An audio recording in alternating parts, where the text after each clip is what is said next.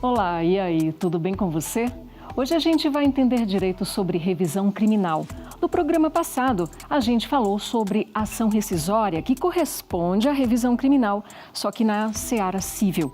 Então, a partir de agora, vamos mergulhar no direito penal para conhecer essa ferramenta poderosa, que é a revisão criminal, desafiando a imutabilidade das decisões judiciais em nome da justiça real. Eu sou Fátima Uchoa e te convido a conferir comigo mais uma conversa de alto nível com dois grandes nomes do direito. Não saia daí.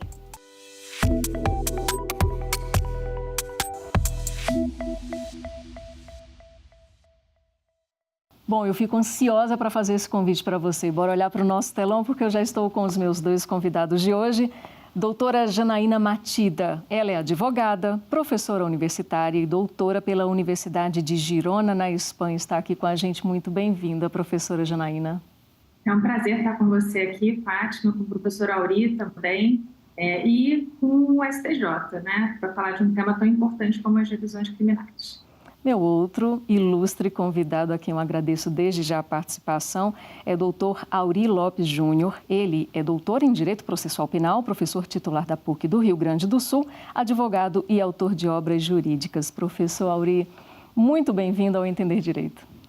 Prazer imenso estar aqui junto com a grande professora Janaína e com certeza discutindo um tema tão relevante e ao mesmo tempo com tantas ambiguidades e questões mal compreendidas como é a revisão criminal.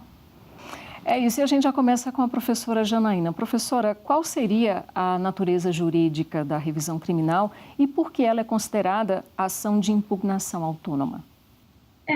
Bom, eu acho que na pergunta, Fátima, você traz já uma resposta importante, né? A revisão criminal, ela não é um recurso, né? Ela é uma ação penal, ou seja, ela pode ser proposta, né? Não é algo a ser interposto e tem a ver realmente com a nossa demanda, não é? A necessidade de lidar com erros, não é?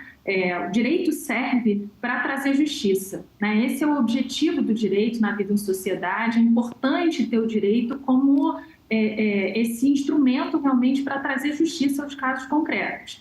Então, quando a gente percebe que existe um erro no caso concreto que merece ser corrigido, a gente então tem aí a oportunidade de propor essa ação, não é?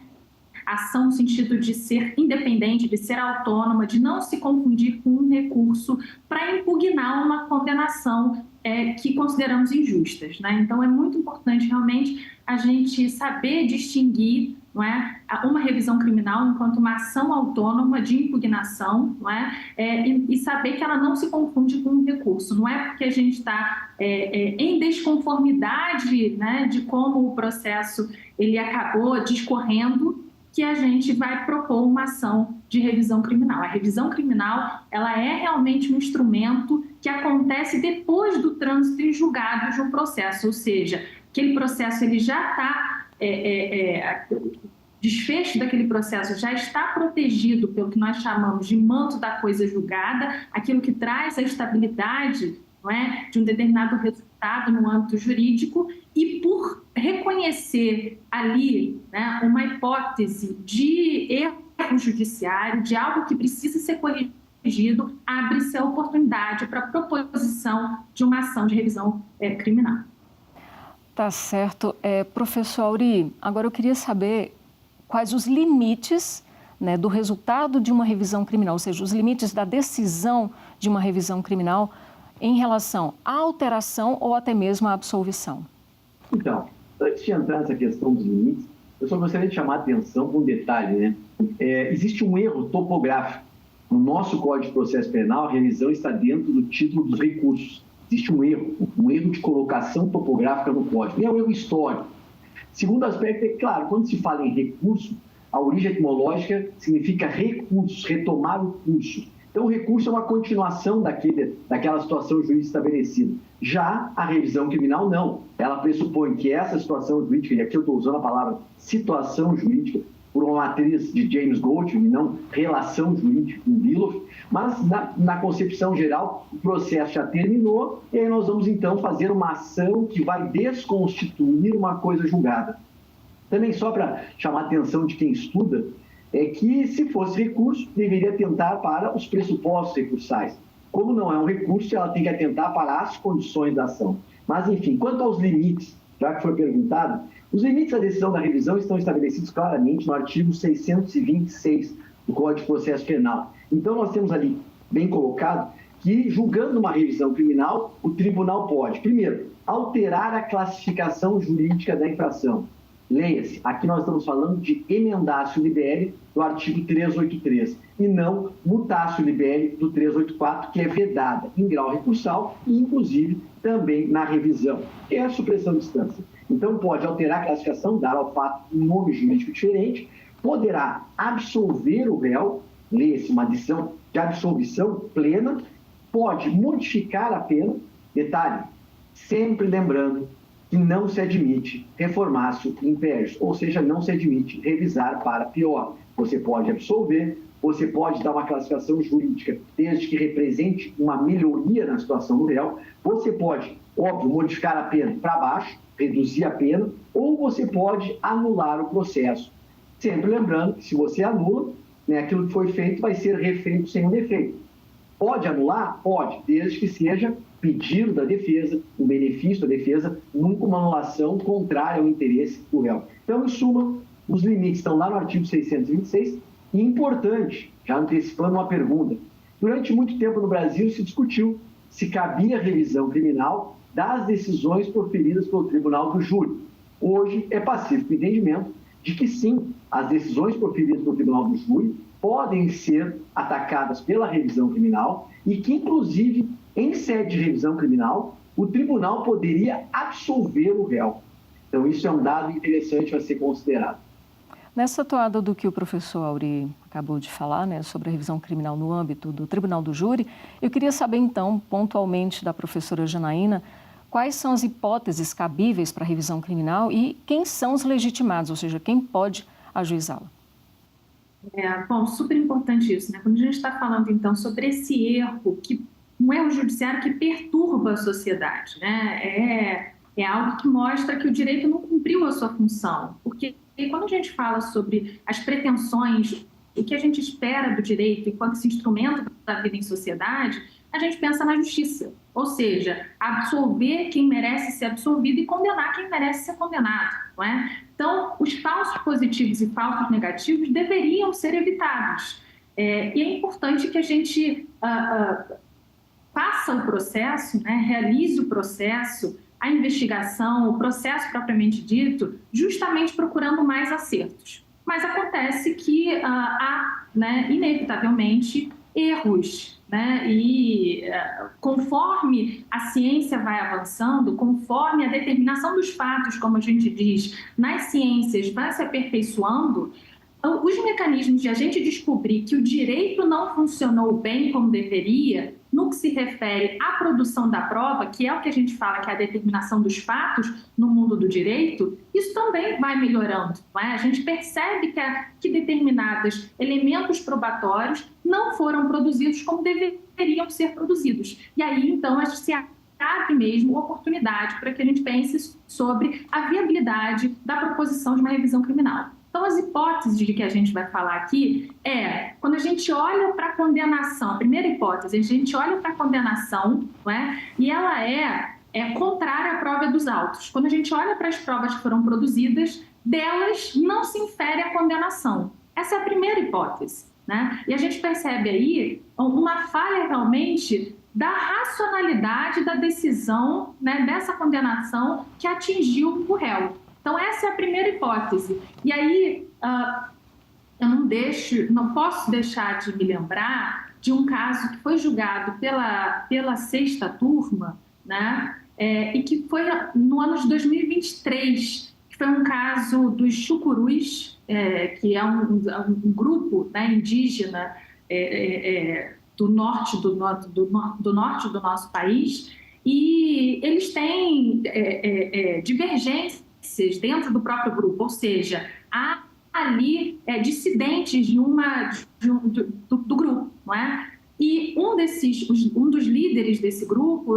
tinha sido, então, condenado por incêndio, na sua modalidade dolosa, o caso, então, a partir de recurso especial, chegou à sexta turma. E num voto, que foi um voto vista do ministro Rogério Schietti, ali se levantou realmente a importância de que a condenação, né, ela reflita a prova dos autos. Ora, se a gente olha para o raciocínio que foi realizado pelo julgador no momento de condenar, né, e percebe que aquela premissa, que a premissa fática não foi bem construída, né, que ali não havia uma hipótese de condenação, e o que havia ali, na verdade, foi uma desconsideração do contexto de conflito, né, conflito político entre os grupos dissidentes dos chucurus, né, como que eu vou conferir credibilidade quase que conclusivamente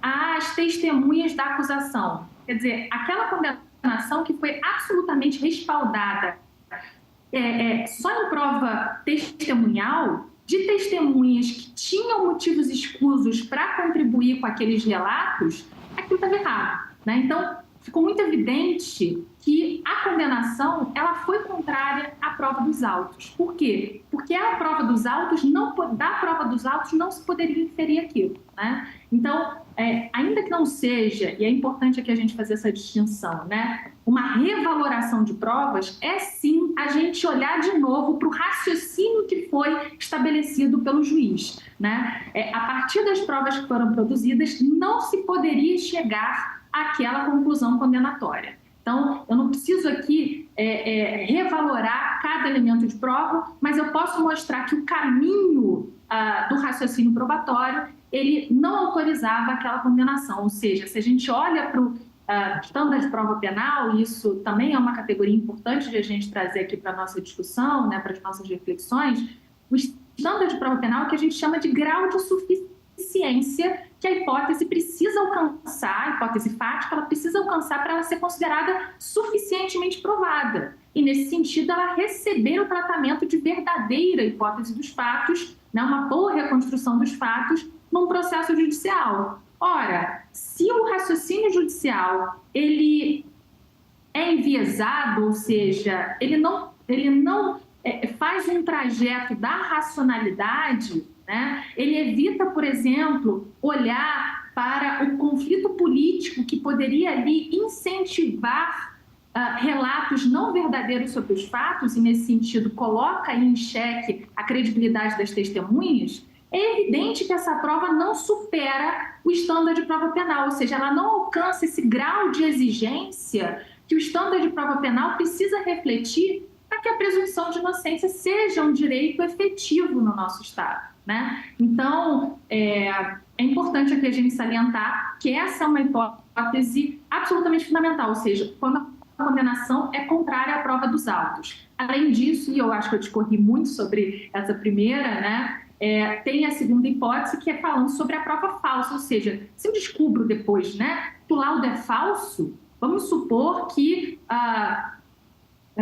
esteja presente no processo e que seja fundamental naquela condenação, por exemplo, um laudo que se estima ser oferecido por um perito, não é? E que no final das contas ele foi fraudado. Ele não significa, ele não reflete a expertise de um determinado profissional. Ora, se a gente descobre, não que aquele laudo ele foi fraudado, que ele não reflete a expertise, um conhecimento técnico específico e necessário para aquele desfecho condenatório, isso também satisfaz uma das hipóteses. E a última das hipóteses, então, é quando surge uma nova prova, ou seja, o tempo passa, né? Pode ser que as ciências, como eu dizia, vão avançando e, nesse sentido, abre-se uma oportunidade. Não custa aqui lembrar que foi exatamente assim que o Innocence Project, lá nos Estados Unidos, ele surgiu, ou seja, com o advento da prova de DNA, né, que aí é capaz aqui de verificar as origens dos materiais genéticos encontrados, por exemplo, na cena do crime, encontrados na vítima e tudo mais. A partir daí abre-se a possibilidade de que sejam reinvestigadas casos importantes. E aí, justamente com a prova de DNA, não muitos dos processos são, então, objeto de revisão criminal, lá chamados, né, de Instituto da Exoneração, Exonerations, justamente mostrando, olha, aqui a gente precisa olhar de novo para esses fatos, porque não reflete uma boa reconstrução do que aconteceu na realidade, né? E a partir da prova de DNA tudo isso é visto, ou seja, uma nova prova surge e coloca em xeque a reconstrução dos fatos que foi ali feita inicialmente. Então, essas são as 3 hipóteses, e são hipóteses que mostram o quanto a reconstrução dos fatos, o quanto a atividade probatória, ela é pressuposto, não é, da justiça do caso concreto. A gente precisa provar que o acusado cometeu um delito, não é? E não é através de íntima convicção, de uma intuição do juiz, não é, que se pode chegar a uma decisão justa. É preciso fazer isso através da prova racional, e quando isso não é feito através de uma prova racional, abre-se justamente a possibilidade de revisão criminal. Então, é que é muito importante a explicação do professor Janaína, perfeito, mas que quem está estudando, que pegue o artigo 621 e vá analisando caso a caso, porque aquele rol do artigo 621 é um rol taxativo. Então, a primeira hipótese ali é a sentença. Primeira coisa a chamar a atenção, que diz a revisão dos processos findos. O que significa findos? Trânsito em julgado. Aí o inciso 1 vem e diz, quando a sentença é condenatória, vejam, a revisão criminal é só em relação à sentença condenatória. Não se admite revisão de uma sentença absolutória, exceto se absolutória imprópria, que é aquela que absolve, mas aplica a medida de segurança. Aí se admitiria. Então, são detalhes para quem está estudando focar, né? Então, aí tem uma sentença condenatória contrária ao texto expresso da lei. Problema de nulidade de prova ilícita pode ser fundamento da revisão por aqui. Uma decisão que afronta a lei. Claro, aí é uma questão de julgamento, mas é uma tese. Ou a evidência dos autos. Então, tem que ser um conflito direto, uma contrariedade frontal. O grande problema é que os tribunais fazem uma leitura muito restritiva desses cabimentos aqui, dos casos de cabimento. O inciso 2, né? Quando a sentença condenatória se fundar em depoimento, pode ser uma prova testemunhal, né? Então tem que se fundar naquilo ali, em depoimento, exame ou documento comprovadamente falso. Chama atenção para esse detalhe. Comprovadamente falso significa eu tenho que ter uma prova pré-constituída da falsidade. Então, a revisão criminal, ela é uma ação, mas a cognição é sumária. Não há como marcar audiências, certo? Às vezes a pessoa, o estudante, fica imaginando, meu Deus, será que eu posso rolar testemunhas? Não. Você tem que trazer uma prova pré-constituída dessa falsidade. Como é que se faz isso? Através de uma ação cautelar, dado civil, né, de produção antecipada de provas. Está lá no artigo 381 a 383 do CPC. Então, aí você vai lá no cível, ou de alguma outra maneira, pode ser uma perícia, comprovar essa falsidade. No caso de depoimento, eu vou precisar fazer uma audiência lá, uma produção antecipada. E o inciso 3, quando, após a sentença condenatória, se descobrirem novas provas. Aí vem todo o conceito, o que é nova prova ou prova nova, certo? De uma circunstância que determine a absolvição, né, ou que diminua a pena. Eu posso ter uma prova nova de uma circunstância que apenas reduz a pena. Ok, é viável. Só um detalhe, já que a gente ficou nessa exegese do 621, que é muito importante, o que é uma prova nova? Franco Cordeiro trabalha com 3 dimensões. Né? Prova nova é aquela que já existia ao tempo do processo, mas era desconhecida para o processo, é considerada uma prova nova. Prova nova é aquela que vem depois que o processo nasceu e se desenvolveu, então, digamos assim, é uma prova que nasce depois, às vezes por um avanço, como a professora Janaína falava do conhecimento, DNA, por exemplo, é algo que vem, o conhecimento se dá depois do processo. Mas vou chamar a atenção de uma terceira hipótese, muito pouco falada no Brasil, que é a prova nova é aquela que já existia, entrou no processo, mas ela é nova em termos de valoração, que foi desconsiderada a sua existência, ela nunca foi valorada. Não é um caso comum, não é algo recorrente no Brasil, mas é perfeitamente admissível considerar como prova nova aquela que existia, entrou no processo, mas ela é nova para a valoração, nova para o raciocínio decisório. Quer dizer, uma prova muito importante, mas que simplesmente foi desconsiderada. O tribunal pode resgatá-la, valorar e, eventualmente, mudar o resultado final. Então, é só essa chamada de atenção para quem está estudando, da cautela com o artigo 621.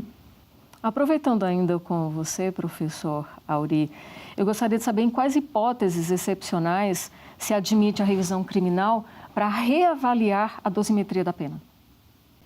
Nós podemos ter pelo menos duas situações, a meu ver, né? Aí a Jana me ajuda se tiver alguma ideia. Mas eu vislumbro a seguinte hipótese: estamos trabalhando com redução de pena. Primeiro, eu posso ter uma decisão, uma sentença condenatória pelo inciso 1, contrária ao texto expresso da lei. Exemplo clássico: tribunal faz uma dosimetria errada, 59 errado, sistema trifásico com alguma violação da lei, transita em julgado. Eu posso fazer uma revisão criminal? Posso. E o tribunal, isso acontece, muitas vezes eu vi já situações assim, que o réu é condenado em primeiro grau, recorre, o Tribunal de Justiça mantém a decisão, transita em julgado. Se faz uma revisão criminal e essa matéria é levada ao STJ. Depois nós vamos trabalhar a questão da competência. E o STJ diz: não, parei só um pouquinho. Vocês aqui fixaram uma pena que, a nosso entender, é contrária ao texto expresso. Viola o 59, viola o sistema trifásico, por exemplo. Essa é uma hipótese. Ou, quando eu tenho uma prova nova, que não é capaz ou não é nova no sentido de gerar elemento de absolvição, mas traz uma causa de diminuição da pena, uma atenuante, através de uma prova nova, que reduz a pena, que conduz à redução da pena. Então, me parece que essas seriam duas hipóteses perfeitamente possíveis de se reduzir a pena. Tá certo. Eu sei que ambos já deram uma pincelada em relação ao que eu vou perguntar agora, mas eu queria me direcionar especificamente para a professora Janaína sobre o uso da revisão criminal para corrigir o erro material, como, por exemplo, troca de nome, enfim, nomes de pessoas, né, grafia incorreta. E eu pergunto isso porque esse erro material, ele pode ser corrigido por uma simples retificação sem necessidade de um novo processo, não é isso, professora? Seria mais simples, não é? Fazer uma retificação e não exatamente utilizar uma revisão criminal para isso, mas também é possível, né? Acho que, em casos talvez de maior notoriedade, isso se justifique, mas acho que realmente é o caso de uma simples retificação. Certo. Professor Aury, a revisão criminal pode ser julgada mesmo após o cumprimento da pena ou mesmo com a extinção da punibilidade? Então, o nosso código permite que se faça uma revisão criminal, primeiro, após o cumprimento integral da pena, sem nenhum problema. Isso pode ocorrer. Claro que muitas vezes as perguntas que surgem em termos práticos, pragmáticos. Se eu fui condenado, já cumpri a pena, vou fazer uma revisão criminal, por quê? Exatamente como a professora Janaína explicava no início, a questão do erro, de uma decisão injusta, de corrigir um erro histórico. Sabe? Eu tenho o direito de ter um devido julgamento, um julgamento justo, e de ter uma decisão acertada. Se houve um erro, se eu cumprir uma pena, é ainda mais grave, se eu cumprir uma pena erroneamente, eu posso fazer revisão, inclusive, eventualmente, nós vamos abordar sobre isso também, buscar uma reparação do dano gerado por este erro judiciário. Mas é importante que se compreenda que muitas vezes o que se busca é exatamente uma reparação numa perspectiva de imagem, sabe? Numa perspectiva de dignidade. Eu já cumpri a pena, eu já sofri tudo, mas eu quero que se reconheça que eu era inocente. Posso fazer uma revisão por isso, sim. Claro, tem que sempre voltar nas hipóteses do artigo 621, inciso 1, 2 ou 3, certo? Só para encerrar esse raciocínio, também me esqueci de chamar a atenção para o detalhe. Muitas vezes, e agora eu falo como advogado, 32 anos de vida na advocacia criminal, eu já fiz algumas revisões, ganhei muito poucas, porque o filtro é fortíssimo, mas eu sempre digo que de cada 10 pedidos de revisão criminal que me são chegados, que me procuram para fazer, eu recuso 9. Porque, na imensa maioria, o que se pretende é uma mera reapelação. Como eu digo, é requentar uma apelação, é simplesmente rediscutir, reapelar. E isso não cabe na revisão. Eu não faço, e acho que nós temos que ter responsabilidade de não fazer demandas infundadas. Então, eu vou lá e pergunto sempre: nós temos uma prova nova? Não temos. Tem uma prova comprovadamente falsa? Não temos. Eu vou olhar o caso. Tem uma afronta direta à lei? Não tem. a decisão ela é totalmente desamparada em relação à prova. Aquilo que o professor Janaína explicou muito bem, quer dizer, o resultado final não tem nenhum amparo probatório, sabe? O raciocínio probatório foi totalmente errado, desconectado. Não foi. Eu posso não concordar. Eu posso até achar que tinha alguma prova para absolver, mas o juiz não deu uma decisão totalmente desconectada. Eu não faço revisão criminal. Ela não serve para se fazer uma nova apelação. Então, só para chamar a atenção para esse detalhe. Claro.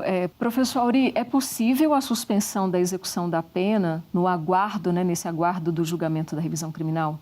Essa é uma situação muito interessante. Vamos imaginar o seguinte caso. Estou cumprindo uma pena, às vezes uma pena longa, e surge uma prova nova, muito importante, que altera radicalmente a situação. O que eu vou fazer? Óbvio, vou continuar cumprindo aquela pena, vou fazer uma ação cautelar lá no CIV de produção antecipada de provas, às vezes pode ser uma testemunha que tenha mudado radicalmente a versão, uma prova testemunhal nova que tenha chegado, uma falsidade documental, um DNA, eu vou produzir essa prova. Eu faço a revisão criminal. É possível, sim, que inclusive o tribunal, é raro, mas nós temos situações que já aconteceu, de o próprio relator conhece da revisão, mas concede uma liminar em habeas corpus de ofício para suspender a execução daquela pena até o julgamento do mérito da revisão criminal. Então, eu repito, eu até poderia fazer junto uma revisão criminal e um habeas corpus, sendo que no habeas corpus o que eu vou pedir é a suspensão da execução com base nos elementos trazidos na revisão. Eu posso fazer isso? Posso. O que eu já vi em termos de decisão foi isso, se entrou com a revisão, se mostrou claramente que era uma situação muito grave, de uma injustiça muito evidente, muito clara, e se pediu a concessão de uma liminar em habeas corpus de ofício para o tribunal. Claro, não é fácil, mas é perfeitamente possível. O relator concede uma liminar para suspender. Inclusive, em tese, hoje, poderíamos fazer uma medida cautelar diversa, o 319, para dizer, sai do presídio, prisão domiciliar com monitoramento, sabe, para tutelar uma situação de urgência, até que o colegiado, então, até que se apraze o julgamento do mérito da revisão criminal. Então, respondendo à pergunta, não é comum, mas é perfeitamente possível. E essa suspensão vai se dar através de uma liminar em habeas corpus, de ofício ou pedido, junto com a revisão. Ok, agora eu quero falar com o meu público nesta câmera aqui, que no programa passado a gente falou sobre a ação rescisória. E a gente já fez esse planejamento aqui, combinando algumas perguntas que a gente fez no programa passado, que você pode, inclusive, conferir no link que vai estar disponível, o QR Code que vai estar disponível em algum canto aqui da tela, ok? Então, a gente vai fazer uma pergunta que eu fiz no programa passado em ação rescisória. A gente vai fazer aqui, começando para ambos, eu quero fazer essa pergunta, começando pela professora Janaína. Professora, como é que no ordenamento jurídico vigente, aqui do Brasil, a gente consegue equilibrar o princípio da coisa julgada, esse manto da coisa julgada, como você bem mencionou no começo da nossa conversa, com a possibilidade de revisar decisões judiciais no âmbito penal, por favor? Eu acho importantíssima essa reflexão que você traz, Fátima, de semelhanças e distinções entre revisão criminal e ação rescisória, por exemplo, E acho que a maior das diferenças que a gente precisa ter em mente aqui, quando a gente está falando de justiça criminal, a gente está falando sobre o manto da coisa julgada, que recai sobre uma decisão que atinge a liberdade das pessoas. E, nesse sentido, eu acho mesmo que é preciso a gente flexibilizar um pouco mais a coisa julgada do que a gente faz quando a gente está falando sobre uma decisão que mexe, por exemplo, com direitos disponíveis e que é uma decisão diferente. Acho que temos que ficar, sim, muito preocupados e proteger a estabilidade das relações, a segurança jurídica, e é importante que a gente faça isso, mas acho que no direito penal, na justiça, quando a gente está falando da justiça penal, acho que a gente tem que pensar com mais pesar, com mais cautela, na revisão criminal. Nesse sentido, eu acho que quando a gente olha para o processo e percebe que alguma das hipóteses de revisão criminal está lá, acho que a gente tem que dar uma volta atrás e olhar pelo retrovisor, sim, né? E nesse sentido, assim, eu diria que seria muito importante que o nosso sistema funcionasse, né, sem tanta utilização de habeas corpus, por exemplo, substitutivo de revisão criminal. Eu sei que muitas vezes, não é, o advogado, a defensoria pública se vê sem saída, não é? Mas acho que para que a gente também não acabe com o sistema de recursos. E a minha experiência, né, durante os anos que eu fui assessora no STJ, a gente percebe o quantos recursos, quantos remédios constitucionais chegam, não é, diariamente para que os ministros, para que as turmas e as sessões possam julgar, não é? E se a gente coloca a revisão criminal junto com isso, não é, pode ser que o sistema colapse e pode ser que a possibilidade que os ministros possam, de fato, dar visibilidade, na verdade, olhar para o caso concreto com o cuidado que uma revisão criminal merece, né? Essa oportunidade pode se perder. Então, acho que é importante realmente que a revisão criminal enquanto instituto não se misture, não acabe sendo colocado, não é, na mesma gaveta de instituto que outros institutos importantes do processo que nós temos. Então, acho que para funcionar bem e que a gente, então, preserve a segurança jurídica e que a gente chegue a esse equilíbrio entre cuidar da segurança jurídica, cuidar da coisa julgada, mas também cuidar da justiça no caso concreto, acho que é importante a gente, nesse sentido, diminuir a fungibilidade do habeas corpus com a revisão criminal, deixar a revisão criminal, os casos de revisão criminal sejam utilizados principalmente aí, né? Faço sim a referência aos advogados e aos defensores, porque pode haver casos em que essa seja a única saída, né? Mas que seria importante realmente que a gente tivesse essa consciência que o Auri trouxe aqui também na fala dele, né? De não ajuizar a revisão criminal quando não é um caso das 3 hipóteses e também tentar manter essas nossas gavetas institucionais de institutos jurídicos o máximo possível separadas para que, nesse sentido, os juízes, ministros, desembargadores, possam olhar com a cautela que a revisão criminal merece os casos especificamente de revisão criminal. Professor Auri, por favor. Acho que nesse tema, se me permite, é o seguinte, a Jean chamou muito a atenção disso, mas eu queria frisar a importância, principalmente para o aluno que está nos ouvindo, para o estudante, não façam analogias do processo penal com o processo civil. Isso é um erro. A teoria geral do processo é um equívoco histórico que cobra um preço muito caro. Revisão criminal não tem nada a ver com a ação decisória do civil. Não tem prazo e a lógica é outra. E o processo penal não pode ter nenhum compromisso ético com um erro, principalmente quando se trata, no nosso caso no Brasil, restrito a uma condenação. Porque quando você condena uma pessoa errada, você comete um duplo erro. Você não só coloca o inocente na cadeia, como você deixa o culpado e o responsável solto. Então é muito cruel. Por conta disso, só existe coisa soberanamente julgada em relação à decisão absolutória. Isso é fruto de uma evolução civilizatória. Quer dizer, se optou, aí sim, por uma segurança jurídica de que absolvido foi, absolvido está com o trânsito julgado e não se admite revisão criminal pró-societária. Agora, por outro lado, não há coisa julgada soberana quando se condena alguém, porque sempre que se surgir uma prova nova de que ele é inocente, nós podemos fazer revisão. Inclusive, a revisão, ela pode ser repetida. Eu posso fazer uma revisão, não ganho, posso fazer outra, desde que não haja coincidência de fundamentos. Desde que seja um outro fundamento, eu posso repetir uma revisão criminal. E só para encerrar, coisa julgada no processo penal é direito fundamental. É garantia do indivíduo para evitar o bis in idem, de não ser processado novamente pelo mesmo fato. Agora, ela jamais vai ser obstáculo para se reconhecer uma condenação injusta. Então, sim, tem que flexibilizar. E a Jana, acho que trouxe muito bem essa questão da fungibilidade do HC e da revisão. E eu entendo, às vezes, um certo desespero, porque tem um problema sério, que é a competência para julgar a revisão. Quer dizer, muitas vezes, para eu chegar no STJ, eu tenho que fazer uma revisão criminal lá no TJ, que é onde se esgotou a jurisdição.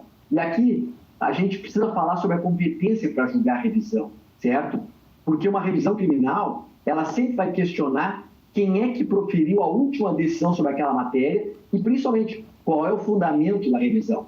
Se a minha revisão criminal se funda em prova nova ou uma decisão completamente contrária à prova dos autos, que é o inciso 1 ali, muito bem, quem é que por último discutiu valoração probatória? Foi o Tribunal de Justiça, a revisão vai ser lá no Tribunal de Justiça. Claro que aí, por um órgão diferente daquele que julgou a apelação.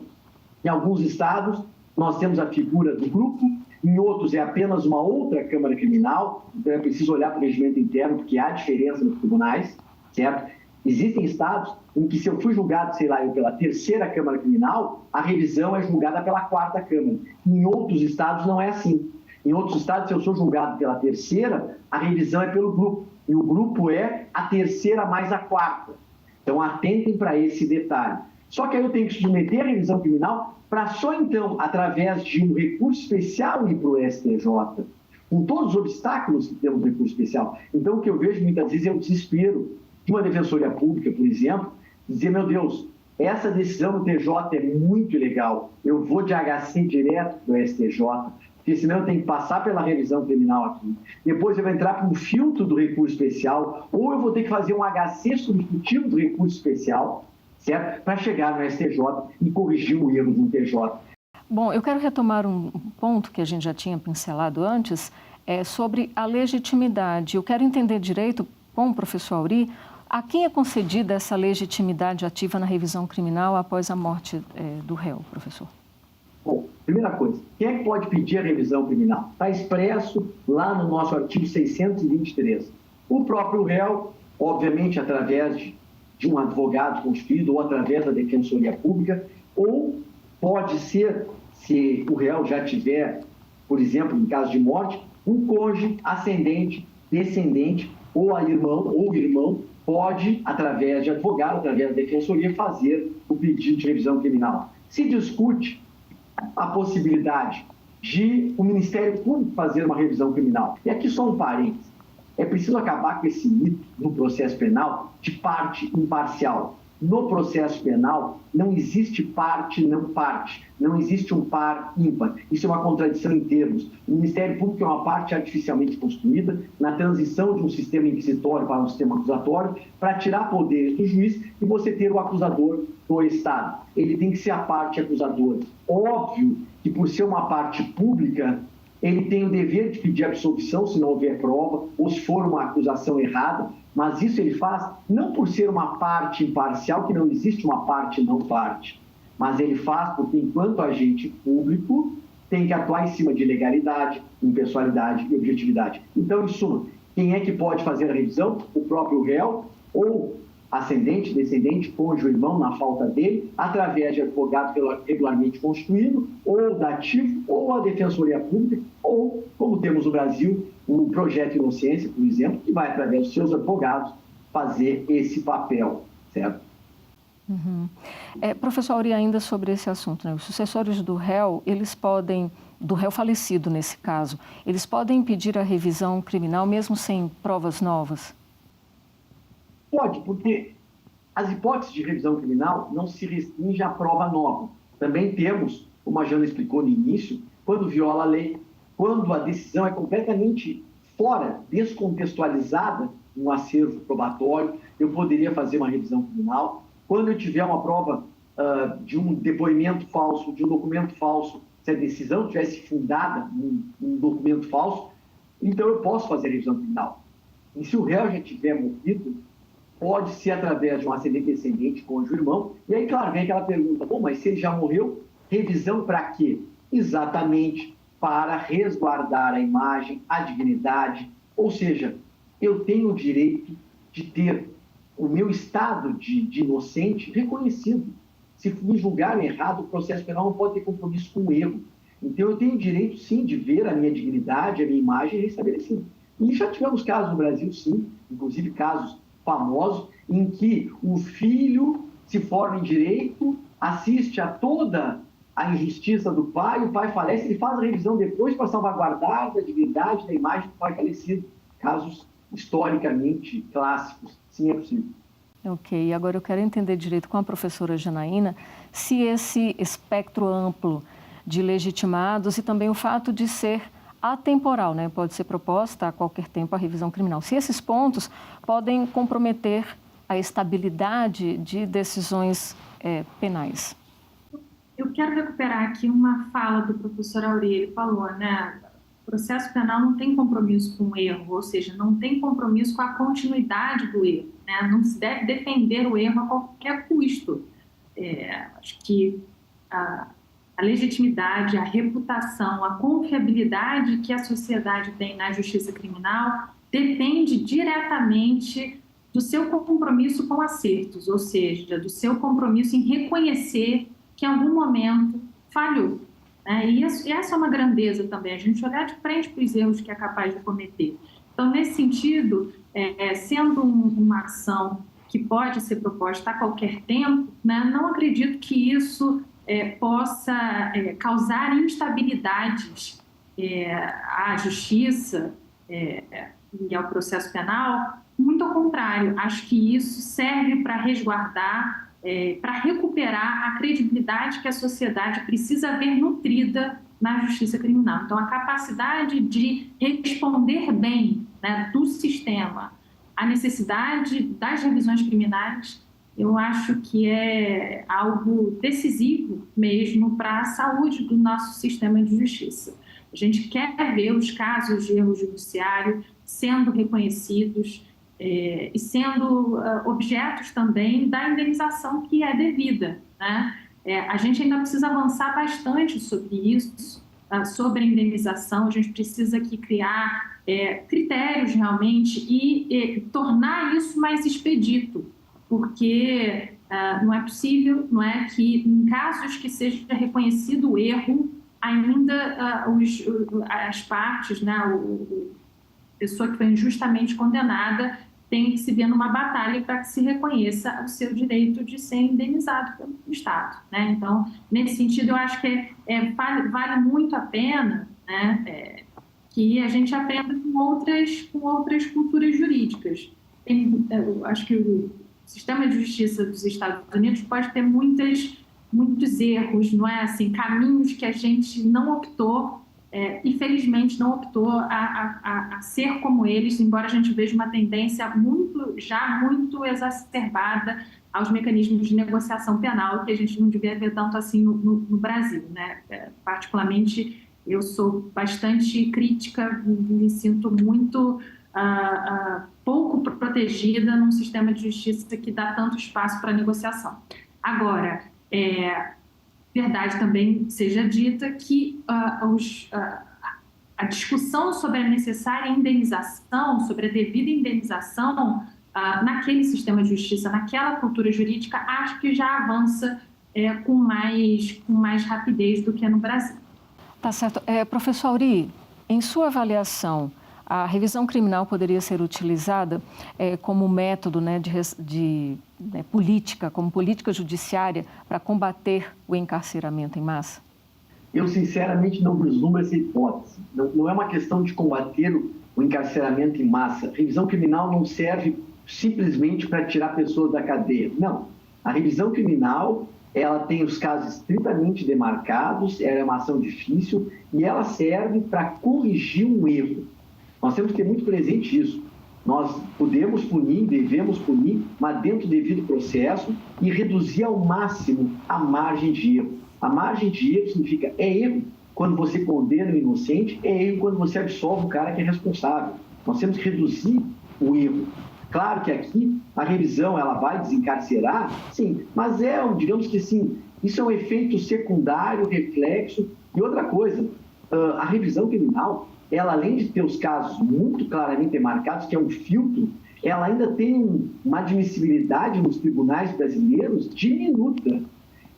Efetivamente, pouquíssimas revisões que são acolhidas. É muito raro você conseguir uma revisão criminal ser acolhida. Ok, a gente já está se aproximando do final do nosso programa, mas eu quero encerrar com uma pergunta para ambos, começando com o professor Aury, por favor. Quais seriam, então, em sua análise, professor, os principais desafios na seara da revisão criminal para, de um lado, evitar banalizações de modo a preservar a segurança jurídica e, de um outro lado, garantir que justamente a revisão criminal ela não seja criminalizada diante aí de condenações sumárias, inclusive na mídia, enfim, nas redes sociais? Então, nós precisamos realmente compreender que o compromisso ético do processo penal no Estado Democrático de Direito é exatamente com a presunção de inocência, com a liberdade e evitar ao máximo o erro. Nessa perspectiva, a revisão criminal ela precisa obrigatoriamente superar essa questão do indulto para a sociedade. Nós precisamos que os tribunais tenham bom senso na hora de, inclusive humildade, na hora de reconhecer o erro judiciário, reconhecer um erro judiciário e absolver um inocente que foi injustamente condenado, não é sinal de fraqueza, não é sinal de fraqueza das instituições, todo o oposto, é grandeza institucional, é dizer, olha, nós, por exemplo, fomos induzidos em erro com uma prova que agora é falsa, nós julgamos com base no acervo e agora vem uma prova nova que nós não sabíamos. Temos que ter essa maturidade e esse espírito democrático, dizer, não, vamos corrigir isso. E outra coisa, se um tribunal se depara com um acervo probatório que não sustenta uma condenação, o simples fato de transitar em julgado não impede que se diga essa decisão não tem amparo probatório. Ah, mas transitou em julgado. Mas é um erro e nós vamos reconhecer esse erro. Então, nós precisamos ter essa dignidade, essa sobriedade, sabe, esse espírito democrático. Nós precisamos atingir patamares infinitamente superiores em valores para corrigir uma condenação errada e também ter muito mais maturidade para determinar a indenização por uma prisão indevida, por um erro judiciário, porque isso acontece. Nós temos visto o STJ desempenhando um papel muito importante na construção de um processo democrático, no estabelecimento de novos padrões de legalidade, de reconhecimento pessoal, de busca domiciliar. Isso é muito importante para reforçar o sistema de proteção, que evita o erro, que evita a condenação injusta, que evita uma condenação sem prova robusta, válida. Eu encerro dizendo, punir é necessário, desde que dentro do devido processo, e que essa punição seja de forma civilizada e civilizatória. Nós temos muito que evoluir nisso. Ok, professora Janaína, por favor.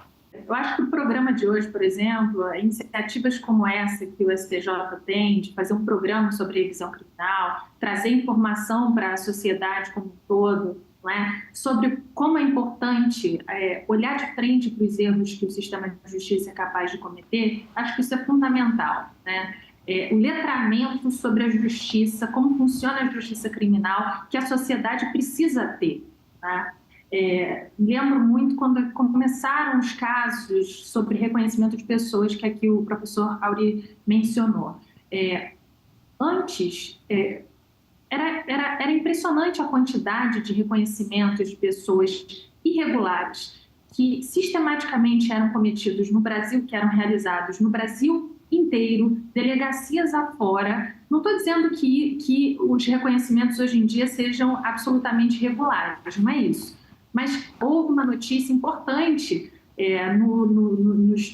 nos canais brasileiros, de uma menina que foi reconhecida, entre aspas, por um roubo que tinha acontecido, que foi cometido numa farmácia no Rio de Janeiro.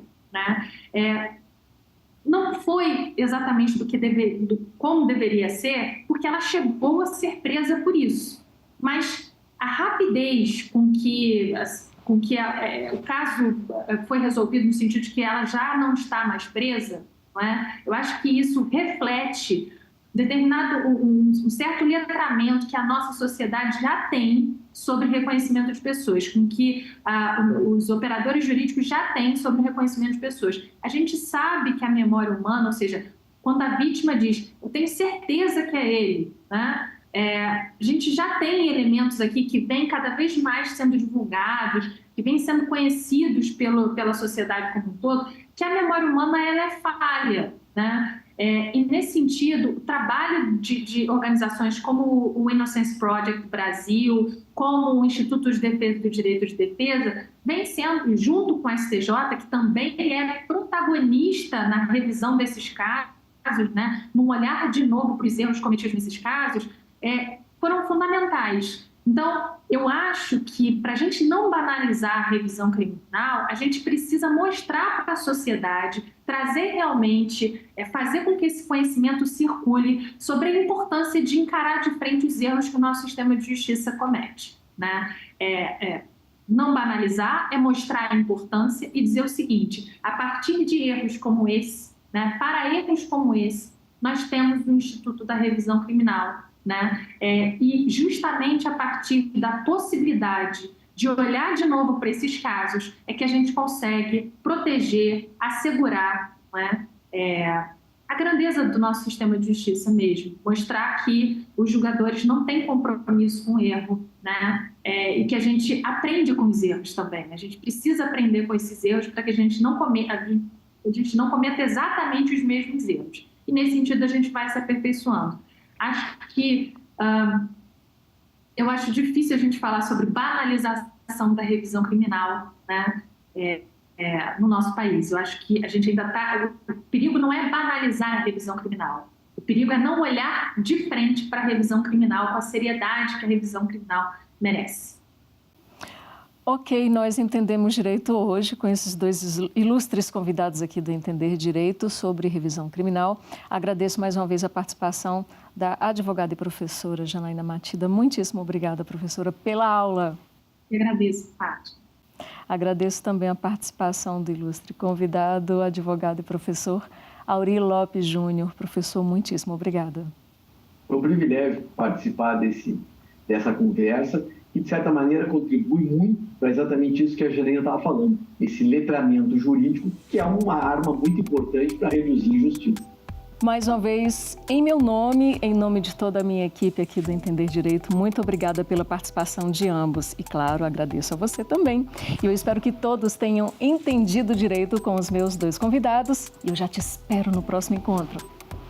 Para você conferir novamente esse bate-papo e outros e as principais novidades do Superior Tribunal de Justiça, basta acessar o canal do Tribunal nas principais plataformas de vídeo e de áudio como YouTube e Spotify. A gente se encontra.